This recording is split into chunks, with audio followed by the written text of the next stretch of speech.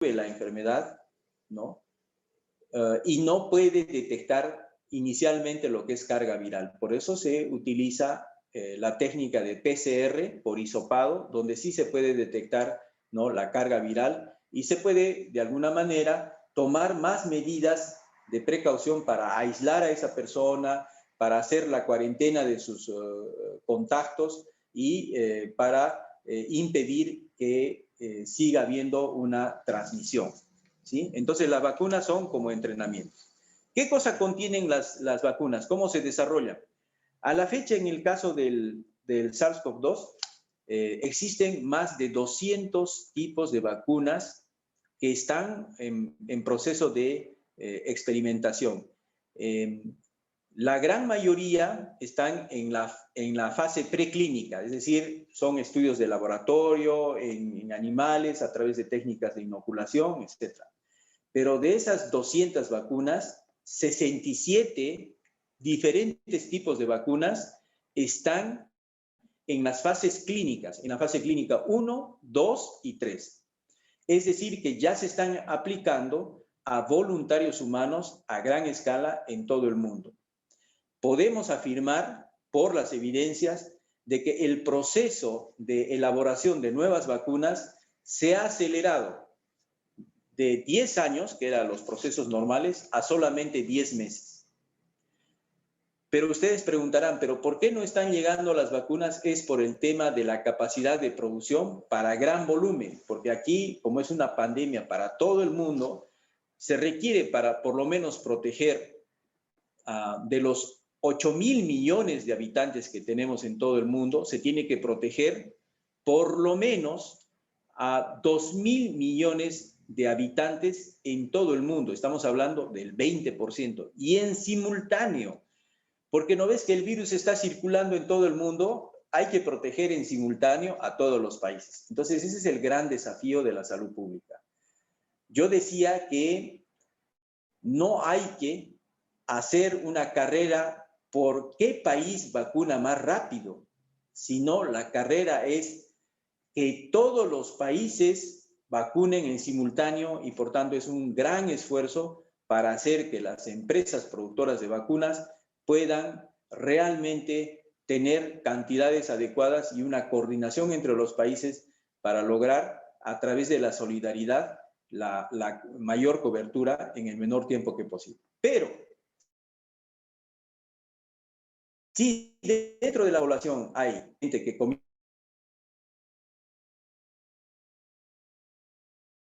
tiene alguna sustancia que me va a cambiar el físico, etcétera, olvídense, eso está demostrado que no sucede. Porque simplemente lo que tiene la vacuna es el antígeno, es decir, aquella unidad mínima, aquel componente del virus, en este caso del SARS-CoV-2, aquella sustancia que va a generar esa respuesta inmune, la respuesta de defensa, algún coadyuvante que va a ayudar a acelerar, digamos, esta capacidad, luego conservantes, estabilizantes y algunos productos residuales, sobre todo de huevo, ¿no?, de animales, sobre todo utilizan albúmina de huevo, porque tiene ahí una manera, digamos, de producir una mayor cantidad de estos virus, luego los atenúan o luego los destruyen, o luego utilizan un pedacito de su material genético y el diluyente, que normalmente es solución salina. Listo. ¿Por qué en algunos casos produce alergia? Porque justamente tiene estos tipos de productos de la albúmina del huevo y hay personas que normalmente pueden producir una alergia. Normalmente son reacciones alérgicas muy leves y recuerden que existen más de 16 vacunas que están a través de los calendarios regulares de vacuna y nunca ustedes se preguntaron por qué vacunaron a mi hijo de sarampión, de viruela, de tétanos, de polio. Y sorpresa, hay gente que se preocupa. No, pero estas vacunas son seguras porque ya pasan procesos de evaluación muy rigurosos a través de la OMS y de las agencias reguladoras de medicamentos, de tecnologías de todos los países. Bien, ¿cuáles son los distintos tipos de vacunas que existen? Hay utilizar, digamos, todo el virus, pero simplemente los atenuamos. O sea, hacemos que se inactive la capacidad de que produzca contagio a otros. Es un virus casi muerto o muerto, totalmente muerto. Otras veces solamente se utiliza ciertos fragmentos. Por ejemplo, aquí estas espicas son utilizadas para producir una reacción inmunitaria. Y a veces solamente el material genético. Y por eso dicen que algunas vacunas tienen el RNA mensajero. Y entonces ahí comenzaban las dudas de que va a producir de repente una alteración en mi estructura genética. No es así. Porque si no, todos los que tuvieran pues, enfermedades virales ya hubieran mutado. Y no es así.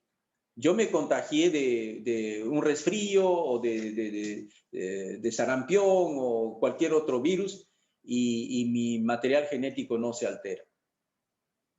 No me va a producir una mutación. Ni tampoco hay una capacidad para que, digamos, se introduzca una nanotecnología como los chips, que hay también esa idea. Son, digamos, ideas basadas no en evidencia, sino simplemente en supuestos y bulos o corridas para tratar de deslegitimar esta herramienta que está funcionando por más de 200 años y que ha producido una reducción notable de enfermedades que antes producían discapacidad y muerte prematura. Y además también quiero señalarles que para todo esto hay un riguroso control de calidad de las vacunas. No es que, digamos, se esté obviando algún tipo de procedimiento, sino que hay todo un proceso de control de calidad a través de la Organización Mundial de la Salud y de las agencias reguladoras, y luego pasa por una serie de, vamos a decir, etapas para asegurar de que haya lo que se llama cadena de frío. Es decir, que las vacunas estén siempre en una temperatura óptima y eso se tiene que verificar estrictamente. Y para eso obviamente tiene que haber equipamiento, freezers especiales, containers, etcétera, etcétera. Y para eso se hacen los planes de vacunación. Profesora Patricia, ¿cómo vamos de tiempo? Aquí estamos, no hay problema, doctor. Más bien usted, su tiempo. Perfecto, muy bien. Ahora, en cuanto al acceso y distribución de las vacunas, quiero resaltar que ahora todos los países están en la fase 1 de vacunación. Es decir, que tienen que vacunarse al 20% de la población que tiene mayor riesgo. Es decir, si por ejemplo hubiera una población de, vamos a decir, 100 personas, hay que vacunar a 20. Y a las 20 que tengan mayor riesgo. ¿Quiénes son los que tienen mayor riesgo? Número 1, personal sanitario. Y personal que está vinculado estrechamente a los servicios, los bomberos, aquellos que están, los conductores de vehículos, de las ambulancias, todos ellos que están más en contacto, el personal de limpieza de los hospitales, de los servicios, todos ellos tienen que vacunarse. Número uno, prioridad número 1, porque si no, ellos serían los grandes contagiadores si hay alguna brecha de bioseguridad. Igual los adultos mayores, por la explicación que les he señalado anteriormente, y después las personas que presentan enfermedades graves que ya hemos señalado. Ahora, no basta con hacer la cobertura de ese 20% de la población para erradicar, ¿no?, o para disminuir la contagiosidad y transmisión del SARS-CoV-2, agente causal del COVID-19. Sino se tiene que llegar a un volumen de cobertura óptima que comienza recién a partir del 70% de la población. Y así estaríamos ocasionando recién lo que llamamos la inmunidad de rebaño.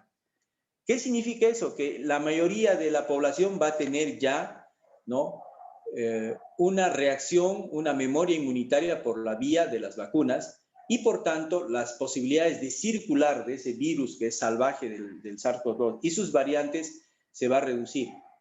Pero si, por ejemplo, en un país se avanzó mucho en la vacunación, pero en otro no, en ese lugar donde no se avanzó la vacunación, los virus siguen circulando naturalmente y comienzan a mutar. El virus cambia, se transforma constantemente para hacerse cada vez más perfecto y más contagioso. y puede llegar un momento en que incluso esa variante pueda ser resistente, ¿no?, a la vacuna que se produjo con una determinada cepa. Por eso es importante que los países coordinen y a través de solidaridad global todos tengan las mismas oportunidades. Y para eso, ¿qué se requiere? Que todos los países tengan planes nacionales de movilización e inmunización. Cada país debe de saber cuánto de su población tiene, cómo está su cadena de frío, cómo está la parte normativa, ¿no? Los costes de financiación, saber qué grupos de riesgo hay, toda la vigilancia de la vacunación, porque hay gente que puede producir alguna reacción supuestamente atribuible a la vacuna y hay que vigilar de qué se trata. Todo eso hay que hacer y hay que capacitar al personal para que vacune bien. Imagínense si una persona no está bien capacitada y no mide bien la temperatura y todo eso. Por eso es muy importante que haya estos planes de vacunación y nosotros cooperamos en todos los países para que así se haga. Ahora veamos un poquito la situación de cómo está pues la distribución y digamos, la administración de las dosis y de todo el mundo. Este gráfico muestra cómo está en cuanto a distribución y aplicación de las dosis, ¿no?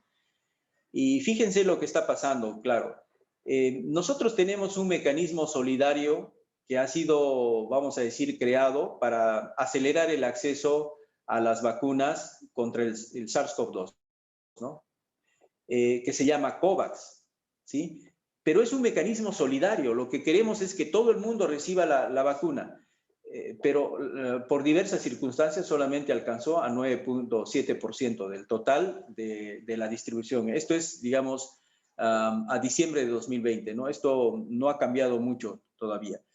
Fíjense, pero otros países como la Unión Europea, como India, Estados Unidos, etcétera, ha comenzado a, vamos a decir, ir aplicando mayor volumen. Este esquema en algún momento tiene que superarse para saber que todos los países van bien y por eso tiene que seguir creciendo mecanismos solidarios para ayudar a todos los países a que puedan lograr la vacunación. Y si miramos ya un corte mucho más rápido, ¿no? Ya comparando las dosis administradas por 100 personas, para cada 100 personas, vemos cómo aquí están los países con la más alta tasa de vacunación contra la COVID-19. Y aquí vemos en primer lugar a Israel, que ya de paso está más todavía, y a 116, o sea, ya va creciendo tal la cantidad de dosis administradas en Arabia, en Chile, Reino Unido, Estados Unidos, etc.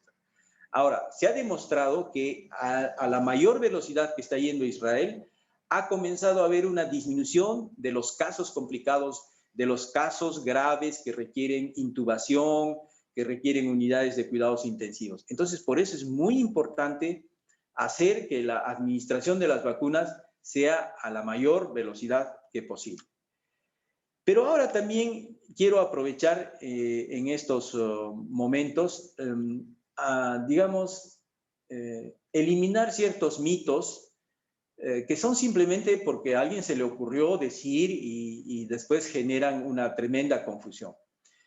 Primero, por ejemplo, está demostrado que los suplementos de vitaminas y minerales no curan la COVID-19. Algunos decían, mira, tómate vitamina D, C, zinc y con esto te vas a sanar. No es verdad. Pueden, digamos, contribuir de alguna manera, pero lo que se necesita es una alimentación balanceada. Los excesos son muy malos, no solamente para este virus, sino para todo. Personas que siguen bebiendo alcohol, que siguen haciendo, digamos, no durmiendo bien, no cumplen con todas las medidas y se pueden complicar muy rápidamente. Entonces, en realidad no hay ninguna indicación sobre uso de suplementos de micronutrientes como tratamiento de la COVID-19. Y entonces hay gente que se aferró a eso y dice, no, yo me sané. Pero claro, sabiendo que solamente hay una proporción, más o menos, grosso modo, 20% se complica, y de ese 20%, 5, 7%, hasta 10% realmente está muy grave, Entonces, alguna persona que tuvo algún malestar y tomó algún suplemento vitamínico y dice, ya me sané, y pasa la información, pasa y la gente cree, y eso no es tal. Después está demostrado que la hidroxicloroquina no produce efectos clínicos beneficiosos. Y había,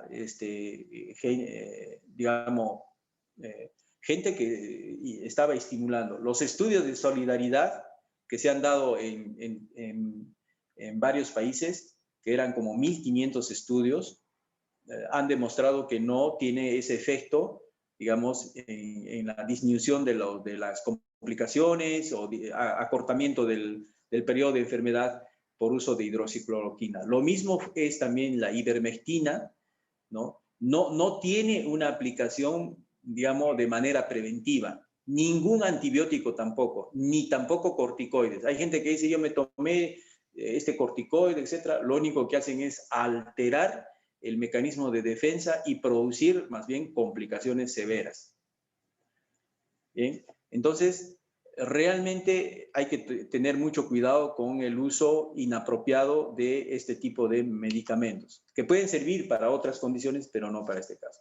Ahora, ¿puede tratarse con dexametasona a todos los pacientes de COVID-19? No es así. Solamente la dexametasona debe ser utilizada por especialistas, por médicos, y bajo ciertas condiciones, porque hay momentos en la evolución de la enfermedad que si yo aplico dexametasona, más bien puede afectar.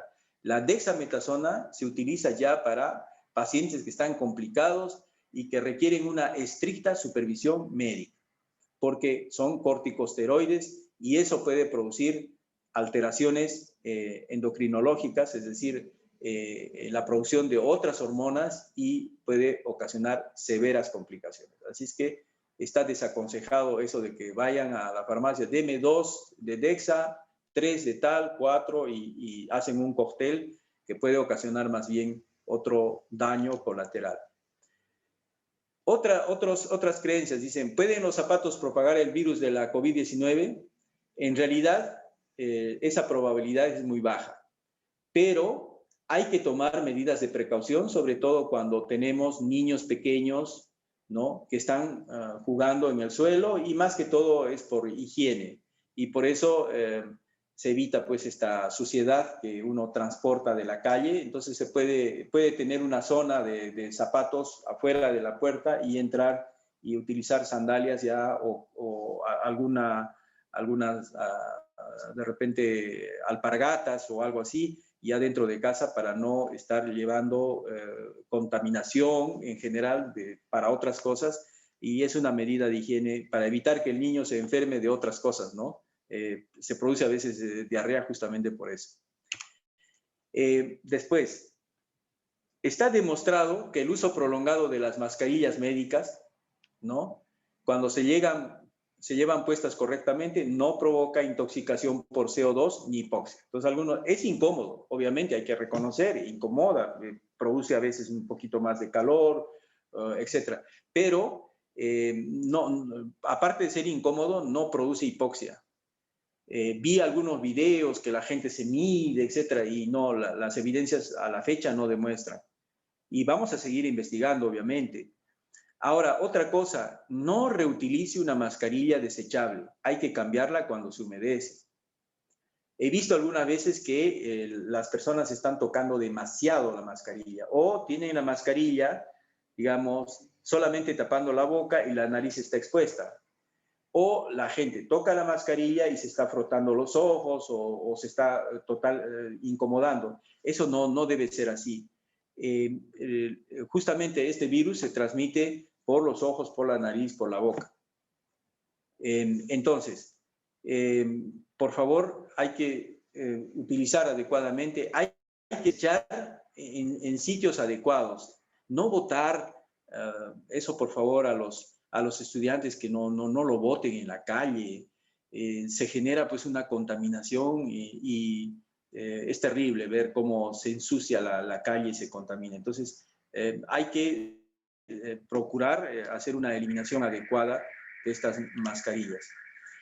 Otra cosa, beber metanol, etanol o lejía, o sea, cualquier derivado de alcohol, por favor, el metanol no es eso que sirve, es un alcohol producido de fermentación de madera y que ha habido intoxicaciones severas y hasta ceguera, ¿no? Pero aparte de eso, el alcohol para beber, digamos que está en la cerveza o en las bebidas alcohólicas, o lejía, no previene ni cura la COVID-19 y puede ser extremadamente peligroso, ¿ya? Son sustancias tóxicas y puede producir discapacidad o muerte. Tampoco algunos productos de limpieza dicen enjuágate con esto o pásate en el cuerpo. Lo único que va a producir es una tremenda alergia e intoxicación, ¿sí? Entonces, el mejor mecanismo para prevenir y cortar las cadenas de transmisión, buena mascarilla, lavarse la mano con agua y jabón, pero por 20 segundos. Hay que frotarse bien la mano con agua, digamos, adecuada, potable, enjabonar bien, y es una rutina que está en los videos de la OMS o OPS, y con eso, cada vez que uno, antes de comer los alimentos, ni bien entrando a casa, etc. Y si no tienen el alcohol, el agua y jabón, con alcohol gel. Después, otro mito, las redes 5G de telefonía móvil decían que propagaban la COVID-19. Está demostrado que no propagan COVID-19. Los virus no se desplazan por las ondas electromagnéticas, ni las redes de telefonía móvil. Entonces, la COVID-19 se está propagando en numerosos países en los que no existe una red 5G. Porque si hubiese, digamos, alguna relación causal entre ondas electromagnéticas, como la red 5G, entonces en los países que tienen red 5G, habría más volumen de casos, pero resulta que no es así. Significa que hay países que no tienen nada de red 5G, pero tienen gran volumen de casos, ¿sí? Vamos a seguir estudiando. Luego, la COVID se transmite por las gotículas minúsculas de secreciones respiratorias expulsadas cuando una persona infectada tose, estornuda o habla. Y es justamente eso que a veces se aerosoliza, cuando nos reímos mucho, tosemos fuerte, gritamos, etc. Ahí se aerosoliza. Son pequeñísimas gotículas y ahí está justamente los virus. Y si no tengo mascarilla, claro, me cae directo a la cara. No tengo una mascarilla facial, menos, ¿sí? Entonces ese es el otro asunto. Ahora, es muy importante protegernos a nosotros mismos y a los demás contra la COVID. Porque si la COVID se propaga en su comunidad, hay que mantenerse seguro. ¿Y cuáles son las medidas de precaución? Distanciamiento físico de al menos 1 metro.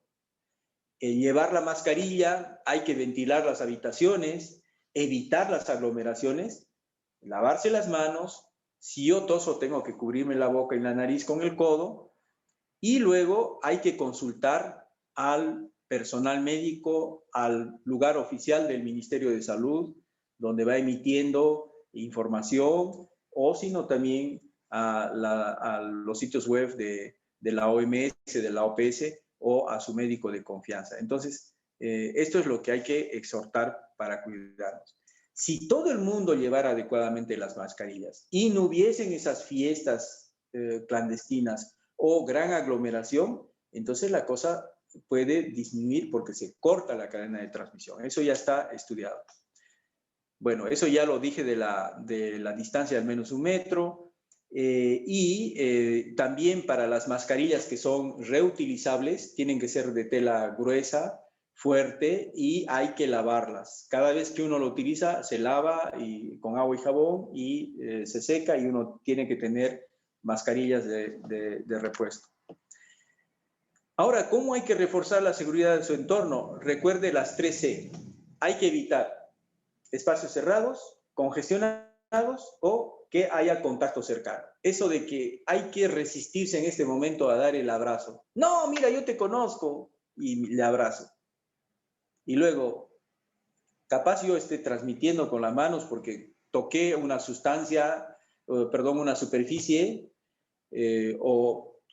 tomé un alimento o di la mano a otra persona, o si yo ya tengo alguna sintomatología, tosí y me puse la mano, ya contagié a esa persona. Y si es mi familiar, si es alguien querido, imagínense el dolor que ocasiona hacer eso, ¿no?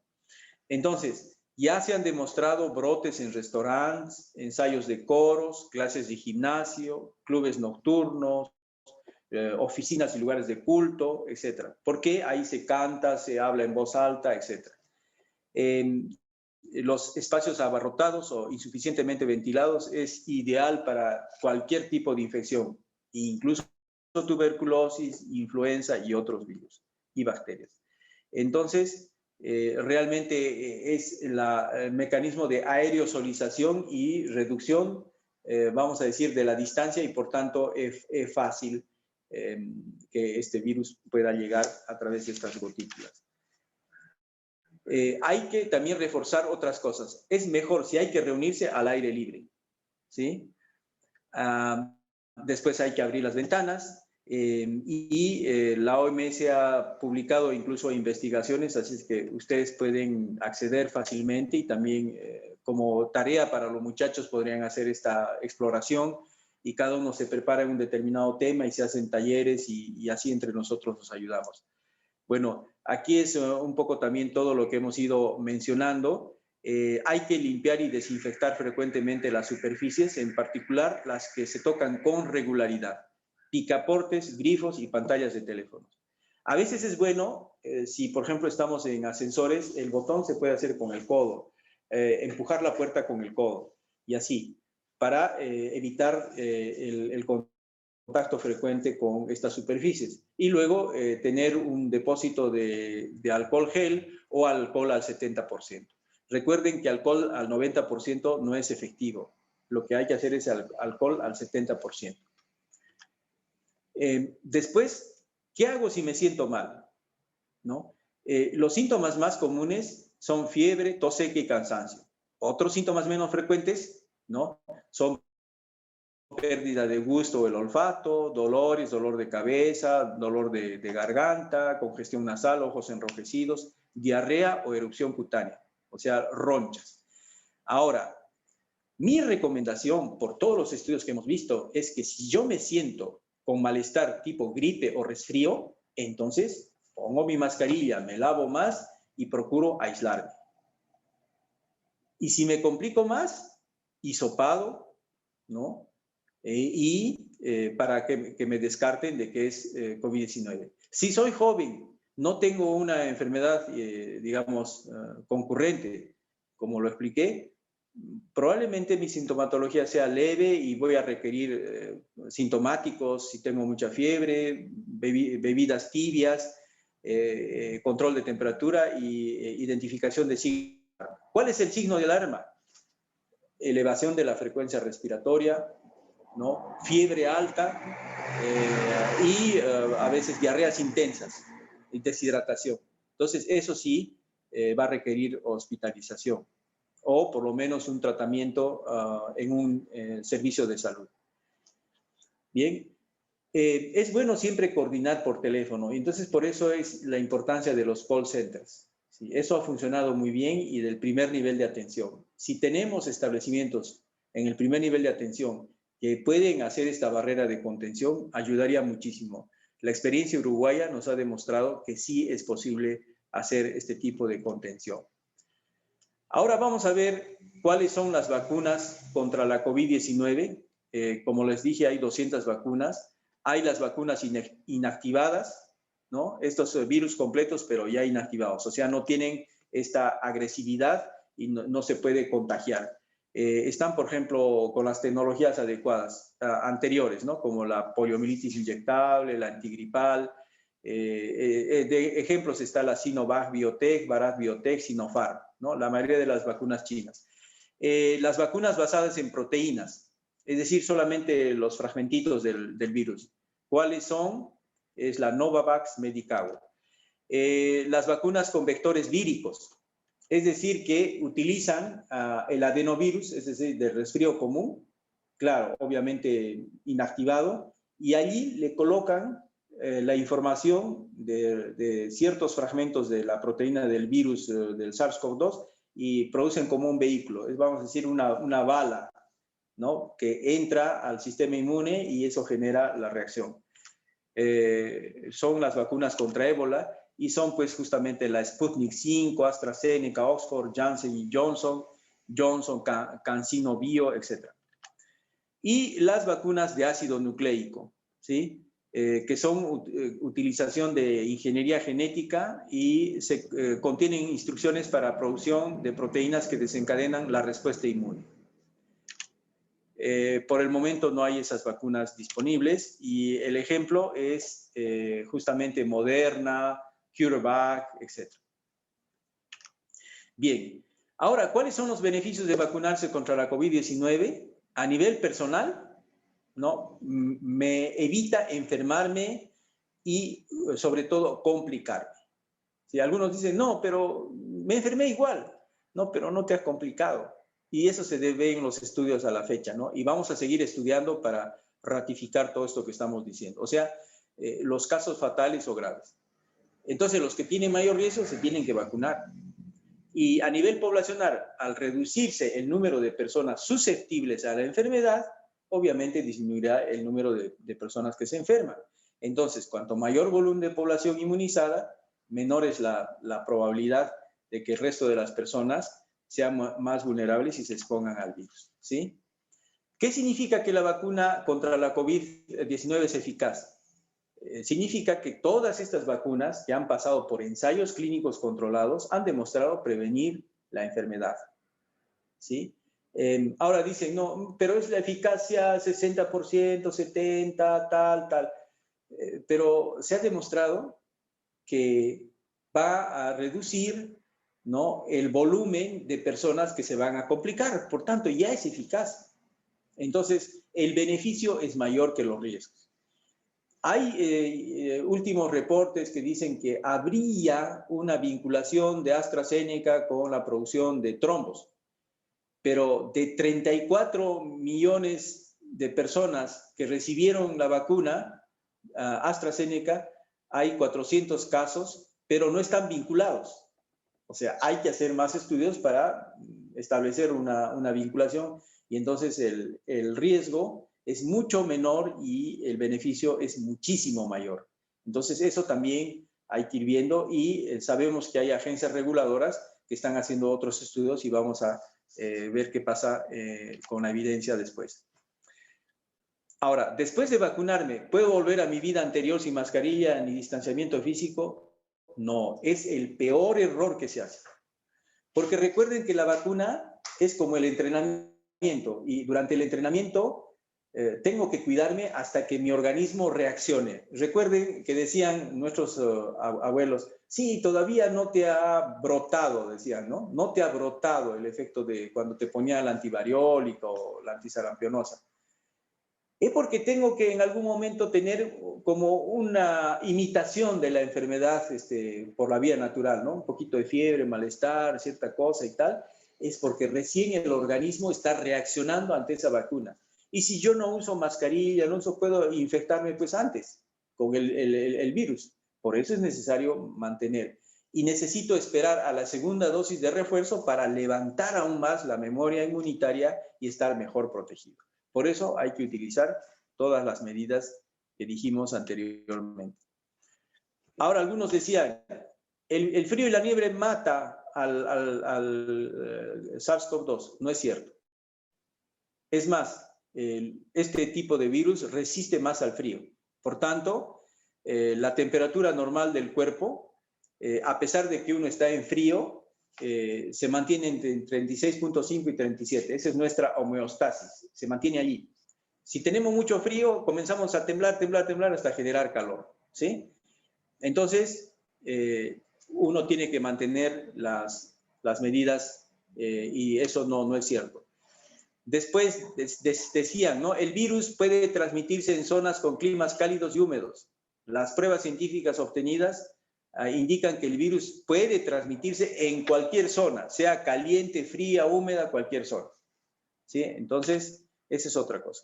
Algunos dicen, báñate con agua caliente y ahí se te va a desaparecer la infección. Tampoco es cierto, no proporciona ninguna protección.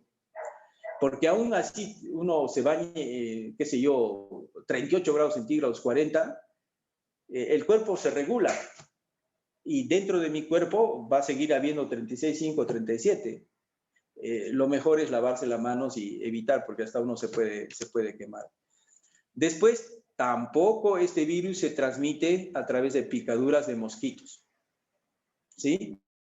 Solamente es a través de las gotículas y que entra por la boca, la nariz, los ojos. ¿Se puede matar el nuevo coronavirus con un secador de manos? Tampoco. No matan los secadores de manos. Entonces hay que lavarse bien la mano y secarse con papel, ¿no? O simplemente el secador de agua caliente. Pero no es que va a matar por la temperatura, no. Después, ¿se puede matar el SARS-CoV-2 con una lámpara ultravioleta para desinfección? Tampoco. Lo único que se va a producir es una irritación de la piel por la radiación, túneles de desinfección. Lo único que ocasiona es a veces problemas respiratorios y alergias. ¿Se puede matar el nuevo coronavirus rociando el cuerpo con alcohol o con cloro? Tampoco. Esa pulverización no produce el efecto deseado. ¿Las vacunas contra la neumonía protegen contra el nuevo coronavirus? No protegen. Es una vacuna específica para el Haemophilus influenzae tipo B, por tanto no protegen, pero sí es bueno a las personas que están en riesgo no solo vacunarse contra la COVID-19, sino contra influenza, contra este Haemophilus influenza, etcétera, contra otro tipo de virus para evitar un mayor deterioro. ¿Conviene enjuagarse regularmente la nariz con una solución salina? Tampoco. Lo único que se recomienda el enjuague con solución salina cuando tenga una congestión nasal tal que no puedo respirar bien. Pero es nada más para desobstruir, no elimina el virus. ¿Comer ajo puede ayudar a prevenir la infección? No. El ajo es un alimento saludable que tiene propiedades antimicrobianas, pero no antivirales. ¿El nuevo coronavirus afecta solo a personas de edad o también puede afectar a las más jóvenes? Hemos visto por las láminas y las gráficas, la data dura, que afecta también a los jóvenes. Y si son aquellos que tienen alguna comorbilidad, peor, ¿sí? ¿Son eficaces los antibióticos? Ya dijimos que no, las evidencias demuestran que no producen una mejora. Y solamente se utilizan antibióticos cuando hay una sobreinfección por bacterias. Y eso hay que hacerlo a través de un antibiograma. El médico valora e identifica cuál es el antibiótico que produce mejor efecto si tiene esa infección bacteriana. ¿Hay algún medicamento para prevenir o tratar la infección por el nuevo coronavirus? Por el momento no hay. Hay varios antivirales, pero no se han demostrado que tienen un efecto marcado, que marcan la diferencia. Todavía no hay, así es que más vale no recurrir a estos. Estimados colegas docentes de la UGEL, espero vuestras preguntas y respuestas. Y gracias por su participación. Ahí tienen el correo de la representación, así como también les invito a visitar nuestro sitio web. Así es que quedo atento a vuestras preguntas. Gracias por esta oportunidad. Muchas gracias a usted, doctor Giovanni. Realmente nos ha ilustrado bastante bien sobre lo que es el COVID-19. Hemos aprendido muchas cosas que a veces las tenemos interiorizadas y que estos mitos pues hacen que de repente desarrollemos mucho más fuerte la infección. Tenemos algunas preguntas que ya han estado siendo sistematizadas por el colega Luis Estrada. Luis, por favor, adelante con las preguntas. Ok, Pati, gracias. Doctor Giovanni, buenas noches. Acá he estado sistematizando algunas preguntas del chat y del Facebook. Les voy a empezar pregunta, por favor. La primera pregunta dice así: ¿el uso de corticoides en pacientes en etapas tempranas del COVID-19, es decir, con cuadros leves, aumenta el riesgo de mortalidad? ¿Y cómo es en el caso de pacientes graves?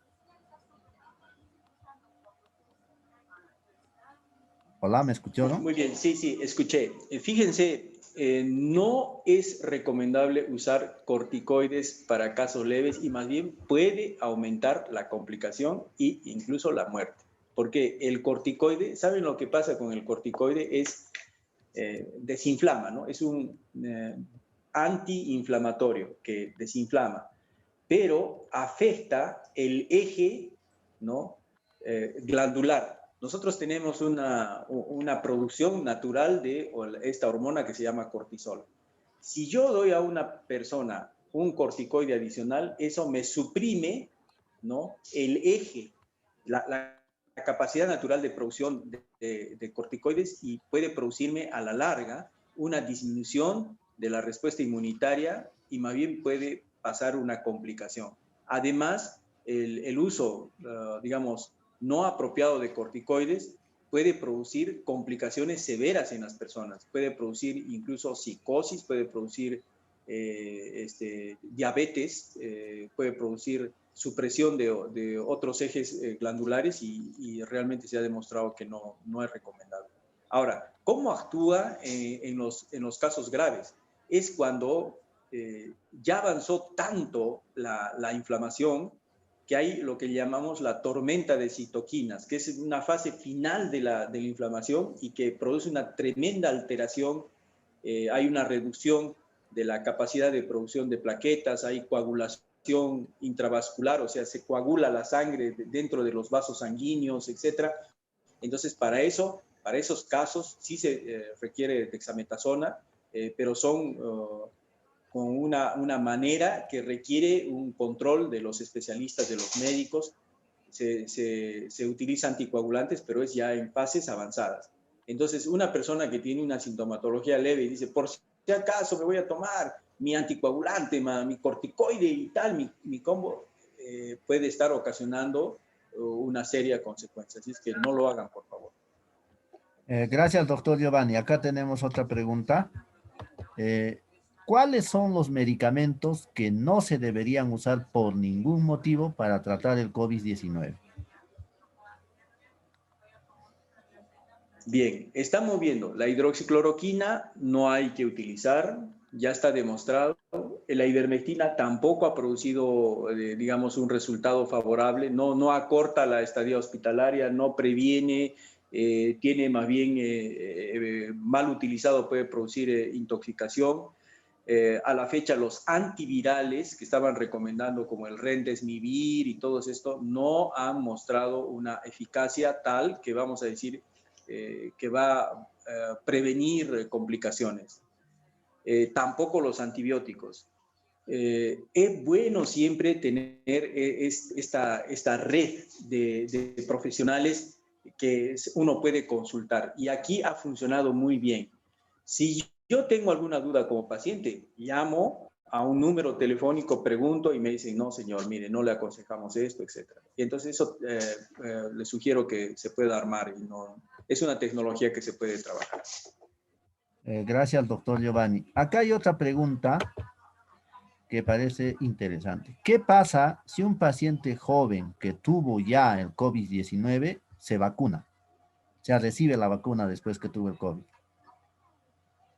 Bueno, las evidencias han mostrado lo siguiente, que la persona que ya tuvo COVID-19, ¿no es cierto?, tiene una respuesta inmunitaria de más o menos 6 a 8 meses, pero no está libre de contagiarse nuevamente porque va a depender de su capacidad, digamos, de mantener esa inmunidad. Si, por ejemplo, es un joven que tiene una comorbilidad, que tiene riesgo, etcétera, recomiendan que se aplique una dosis. Y eso generalmente es a las 6 a 8 semanas de haber tenido digamos, la infección.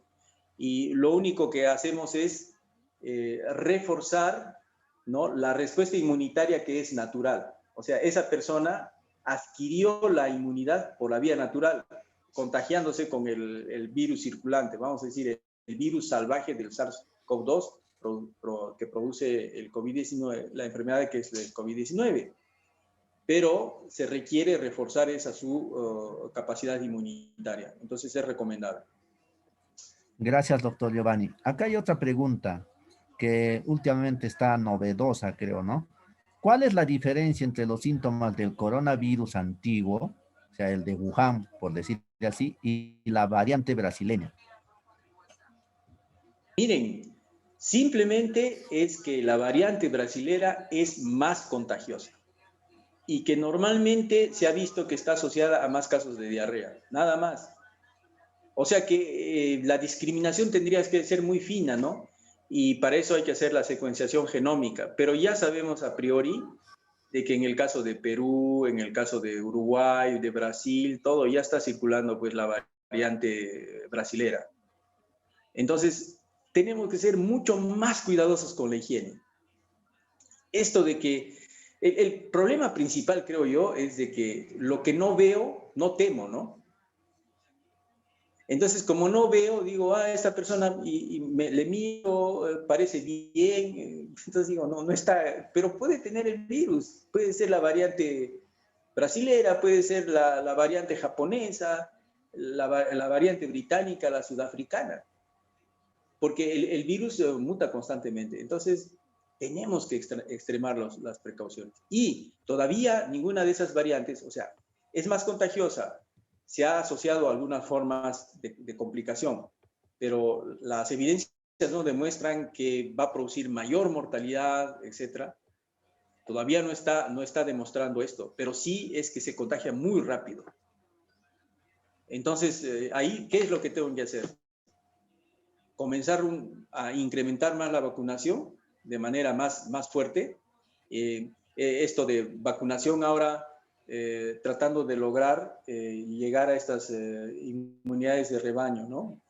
En simultáneo en todo el país, ¿no? Comenzando por los que tienen mayor riesgo y así, masivamente. Entonces ahí yo voy a proteger. Pero no, la vacunación no es la bala de plata, ¿no? Sino hemos visto que tiene que ser todas las medidas de salud pública.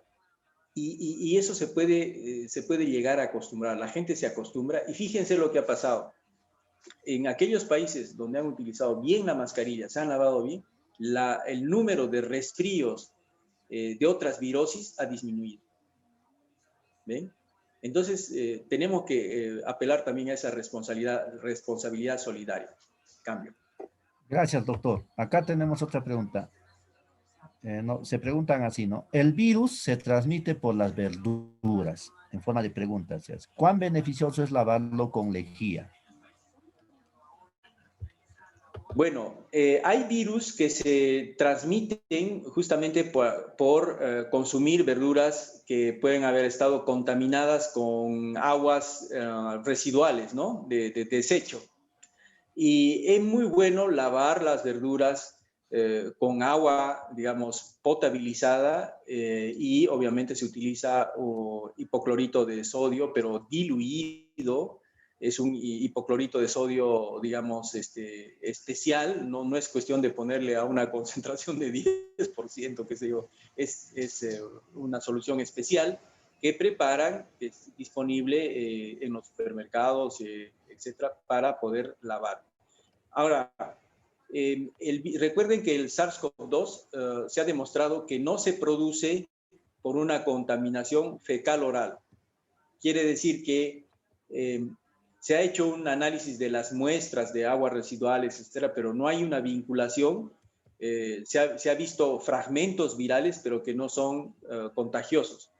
La manera de transmitir del SARS-CoV-2 es por vía aérea, principalmente. Esa es la única vía al momento. Y se siguen haciendo estudios, pero al momento se ha demostrado que es solamente vía aérea. Pero sí, es bueno lavar las verduras con agua y con esta solución de hipoclorito de sodio específica para las verduras, sino una solución más alta me va a producir intoxicación.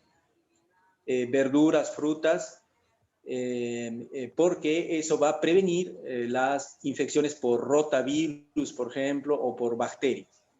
Entonces, o por incluso parásitos. Gracias, doctor. Acá tenemos, a ver, una pregunta. Hay bastantes preguntas en sí, ¿no?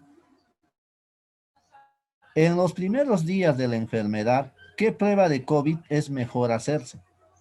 La prueba más adecuada es PCR, ¿ya? Esa es la prueba de proteína C reactiva, que es una técnica que está específicamente vinculada para detectar carga viral. No es recomendable los test serológicos, porque los test serológicos lo que miden es ya cuando hay una respuesta inmunitaria. IgM, IgG, estos digamos, los anticuerpos. Pero ya pues ha pasado la infección, la persona se infectó, se enfermó y después genera la respuesta inmunitaria. Ahora, la segunda recomendada es el test antigénico, ¿ya? Es un test antigénico rápido. O sea, PCR es por excelencia la tecnología que va a permitir medir carga viral rápidamente, demora 24 horas, etcétera, y es la que se ha utilizado en la gran mayoría de países. Segundo, es el test antigénico, que lo que detecta es el fragmento ese que produce, digamos, la respuesta inmune, ¿sí? O sea, está el virus presente allí, está, digamos, en fase de producción de más virus. Esto es una prueba que en 45 minutos se puede detectar, pero puede estar sujeto a más falsos positivos, falsos negativos, y hay que hacer una buena, digamos, calibración con el gold estándar, etc. Y en tercer lugar está la prueba serológica, pero se mide sobre todo para cero prevalencia. ¿Qué quiere decir eso en términos simples? Es de un volumen total de población, quienes tuvieron la enfermedad, ¿sí? Y eso es para decir, bueno, puedo yo decir, en un mercado vamos a hacer un estudio de cero prevalencia, les toman la muestra de sangre y detectan que de, por ejemplo, 100 vendedores del mercado, X proporción ya tuvo la enfermedad. Es para eso nada más, cero prevalencia. Y bueno, eso me ayudaría a tomar más medidas de distanciamiento y decir, miren, en este mercado hubo mayor seroprevalencia. ¿Por qué? Porque la gente no usaba las mascarillas, la gente estaba apiñada, no había un sistema adecuado de control de circulación, etc. ¿eh? Es para eso. Muchas gracias, doctor. Muy ilustrativas todas las preguntas. Todavía hay un montón de preguntas ahí en el chat de la plataforma, pero también hay unas dos preguntas en el Facebook, y para ello voy a dar paso a Raúl para que pueda alcanzárselas. Muy bien, gracias. Y nosotros, sí, adelante, por favor.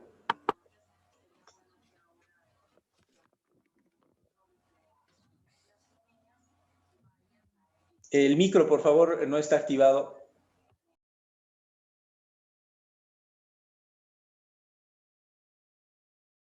Profesor Raúl, su micro no está activado.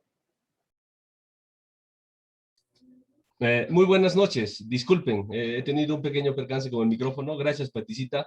Doctor Giovanni, de primera intención, permítame felicitarlo por tan didáctica presentación, asimismo agradecerle por ilustrarnos este tema tan delicado que está agobiando a toda nuestra sociedad, ¿no? Voy a permitirme lanzar las interrogantes que algunos nos han ido brindando a través del chat del Facebook. El señor Luis Flores pregunta, ¿cómo podemos hacer con las mascarillas utilizadas? De la misma manera, la señora Graciela Nina lanza su interrogante, ¿los alimentos transformados favorecen la vulnerabilidad? Dice. Maribel Pardo Sara pregunta, ¿el paracetamol y la clorfenamina qué efectos tiene en el COVID? Y por último, el señor José Carlos Maxi pregunta, ¿no? ¿Podría hablarnos sobre la inmunidad de rebaño?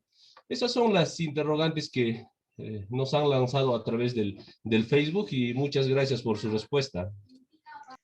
Miren, qué buenas preguntas están saliendo. Primero decirle lo siguiente. Nosotros tenemos una inmunidad natural y que es dependiente del estilo de vida, ¿ya? Incluso nosotros como OPS-OMS estamos haciendo una exhortación y un planteo a todos los países porque es hora de promover la salud. ¿Y cómo se promueve la salud? A través de las llamadas conductas saludables. ¿Qué cosas son conductas saludables? Ejercicio. Hacer más de 30 minutos de ejercicio al día genera la producción de lo que llamamos las endorfinas, que son unas sustancias que me generan una tranquilidad, ¿no? Pero además también esa tranquilidad me genera mayor producción de mi sistema inmune, o sea, mi sistema inmune está saludable, ¿sí? Segunda cosa, las personas que tienen buena salud mental, no están deprimidas, no están tristes, no están estresadas, porque tienen un equilibrio. Duermen lo suficiente. Cuando uno duerme, se produce una serie de sustancias que ayudan a la reparación del cuerpo y el mantenimiento de mi sistema inmune.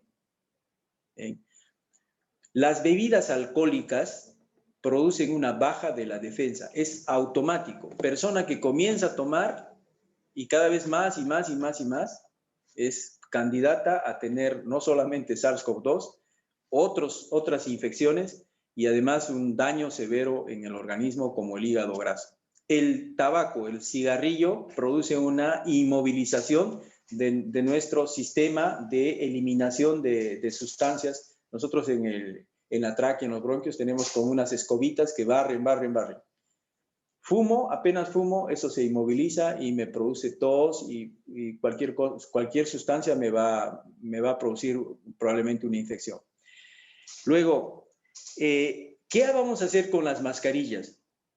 Yo creo que tiene que haber un mecanismo de organización a través del municipio, a través de las instituciones, para generar un depósito y donde se va a poder hacer la desinfección de ese material y evitar la eliminación en cualquier parte de la ciudad. Eso no debería ir, digamos, al basurero sin no haber sido autoclavado o aplicando amonio cuaternario o algún desinfectante, porque si no, ese también puede ser fuente de contagio. O un reciclaje criminal de a veces este tipo de cosas que no deben de reciclarse y aparecen ahí en el mercado, pero ya son mascarillas que utilizaron y eso puede generar malos efectos. Luego sobre el paracetamol, es simplemente un analgésico y antifebril que actúa a nivel central. Nosotros tenemos como un termostato, un regulador, y cuando generamos una respuesta inflamatoria hacemos fiebre. Ojo, no hay que abusar del paracetamol, porque la fiebre es un mecanismo también de defensa. Solamente se utiliza paracetamol cuando hay una temperatura mayor a 38.5, la persona puede complicarse, digamos, por la fiebre, entonces se le da el paracetamol, o cuando está muy fastidiado. No hay que abusar del paracetamol. Y la clorferinamina es simplemente un antihistamínico y lo que de alguna manera provoca es una sequedad, ¿no? Y uno puede respirar mejor para que no haya pues un flujo de las secreciones y uno está pues con esto y reduce de cierta manera la congestión nasal y por eso utilizan la clorferinamina. Pero por ser un antihistamínico también puede suprimir otros canales que pueden a la larga afectar también el intestino, puede producir gastritis, etc. Así es que hay que ser muy cuidadoso también con estos sintomáticos, no abusar de su consumo. Sobre los alimentos ultraprocesados, es decir, aquellos que tienen altos niveles de sodio, de grasa, de azúcares o también otros aditivos, sabemos que directamente producen mucho daño. Producen obesidad, sobrepeso, pero además también hipertensión arterial y obviamente eso altera el sistema inmune. Está demostrado eso, hay evidencias y tenemos abundante información y desaconsejamos el consumo excesivo de estos alimentos. Lo mejor es un consumo adecuado de las verduras, ¿no? Las frutas, las hortalizas, una alimentación balanceada, evitar el exceso de consumo, por ejemplo, de alimentos cárnicos, con alto contenido de grasa o solamente carbohidratos. Hay que hacer un buen balance, hay que comer en raciones apropiadas, desayuno, almuerzo y comida, cena, tampoco exceso, digamos, de este tipo de alimentos de consumo que a la larga van a afectar a la salud.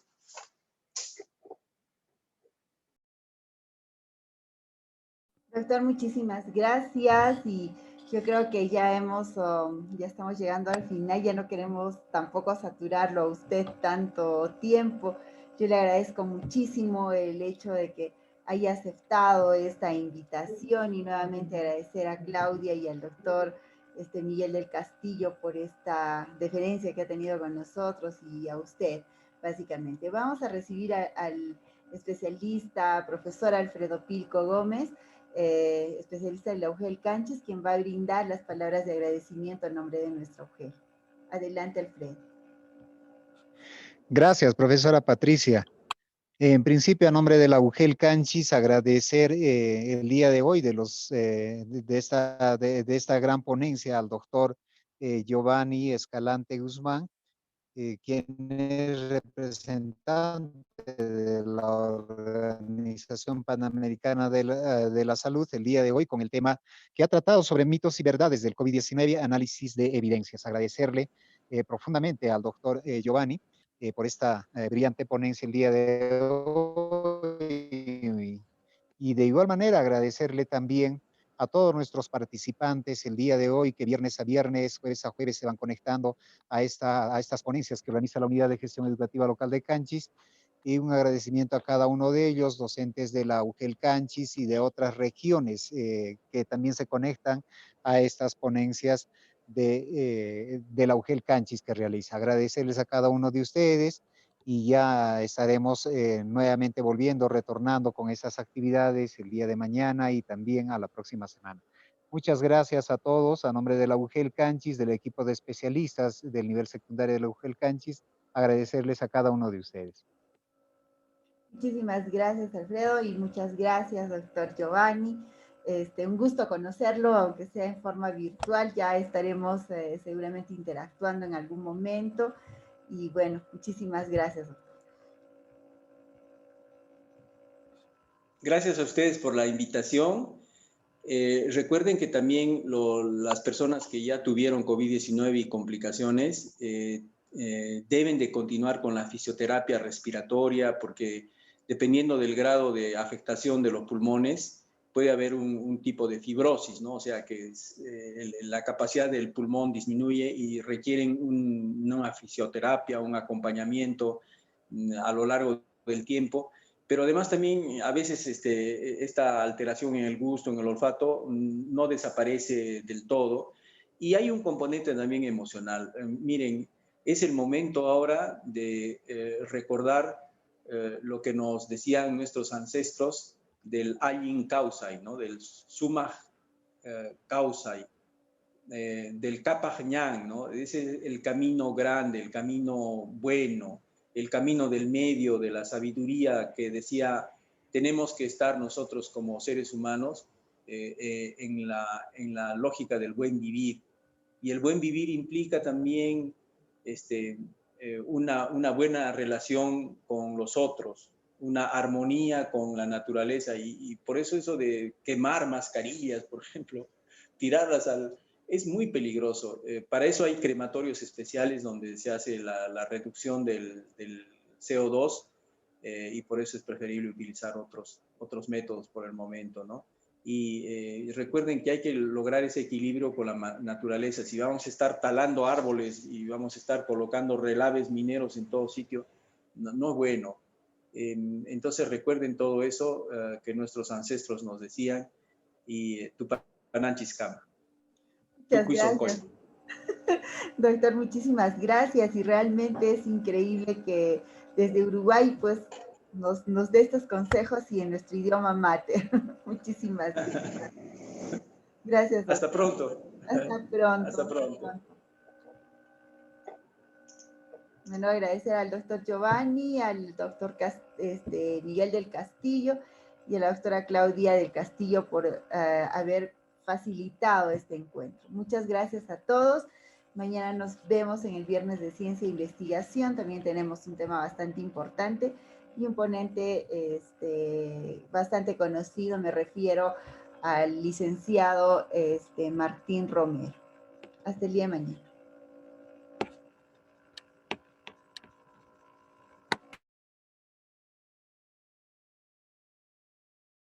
Colegas, no se olviden, por favor, de registrar la lista de asistencia y la encuesta que está en la plataforma. Gracias, colegas. Hasta mañana.